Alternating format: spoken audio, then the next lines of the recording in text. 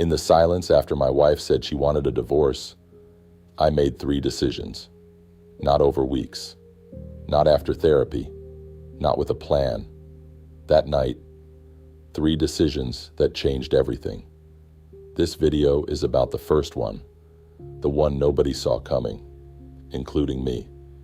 Before I get to the first decision, I want to name all 3, so you know where this is going. Decision 1, I stopped drinking. That night, completely. No plan, no program, no announcement.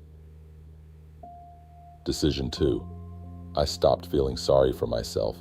I stopped being the victim of my own story.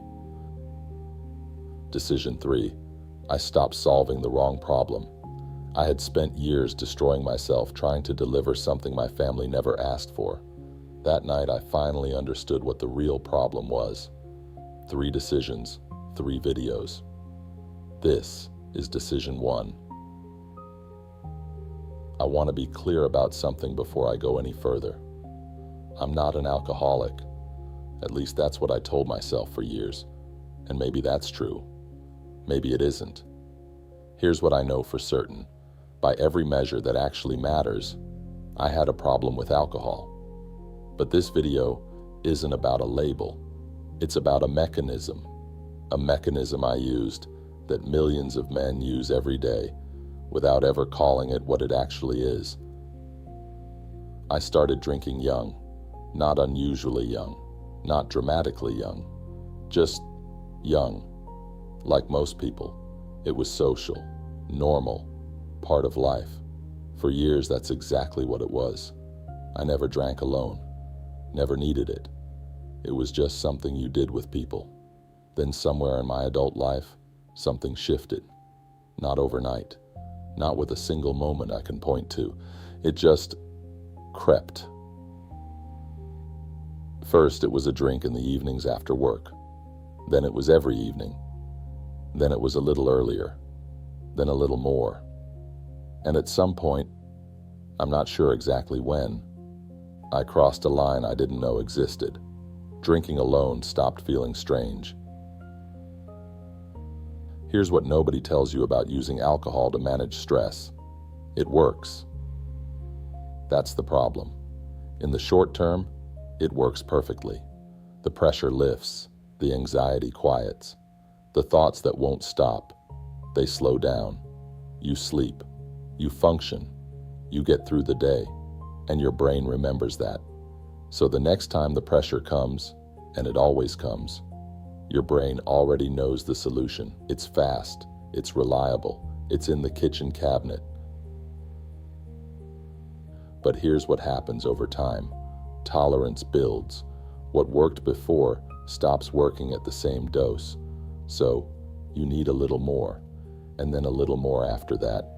And at some point you realize the thing that was helping you cope is now the thing you need, just to feel normal. I knew this. I'm not a stupid man. I knew exactly what was happening. I just didn't want to deal with it today. Maybe tomorrow, maybe next week, maybe when things calm down. Things never calm down. Before I quit, the amounts had gotten significant, not falling down drunk. Never that, but significant. And here's the thing about high tolerance. It hides the problem from everyone, including yourself. You seem fine. You function. You show up. Nobody sees it. You don't even see it. What you don't see is what's happening underneath. Every emotion you should be processing, you're not processing. Every difficult thought you should be sitting with, you're numbing. Every moment of clarity you should be having, you're postponing. It all goes somewhere. It doesn't disappear. It accumulates. And one day, when the reason to drink disappears, it all comes back at once. Alcohol wasn't my problem. Alcohol was my solution to a problem I refused to look at.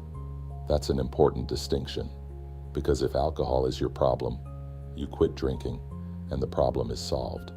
But if alcohol is your solution, you have to find out what you've been solving for. The night my wife told me she was considering divorce, I didn't drink. Not that night, not the next morning. I just stopped. If you had asked me the week before whether I could do that, I would have told you no. I genuinely believed I needed it to sleep, to function, to get through the day. But something happened in that silence after her words. The reason I had been drinking, the anxiety, the pressure, the fear of losing everything, was suddenly standing right in front of me. There was nothing left to numb. The worst thing I had been afraid of was already happening, and I was still standing. The first few days were physical. I won't pretend otherwise. Disrupted sleep, restlessness, the kind of discomfort that sits in your body and won't leave. But here's what surprised me. It was easier than I expected. Not because quitting alcohol is easy, because the reason I had been drinking was gone. The threat had arrived. I had faced it, and I was still there.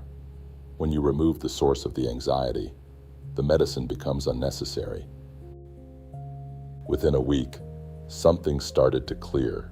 Not happiness, not relief, just clarity. Like a lens that had been slightly out of focus for years, suddenly sharpening. Small things first, then bigger things. And then I noticed something I didn't expect. It didn't stop. Weeks later, still clearer. Months later, still clearer. As if growing as a person had been paused and was now continuing from exactly where it stopped. I don't know if that ever fully ends. I think maybe it doesn't. And I think that's the point. I'm not telling you to quit drinking.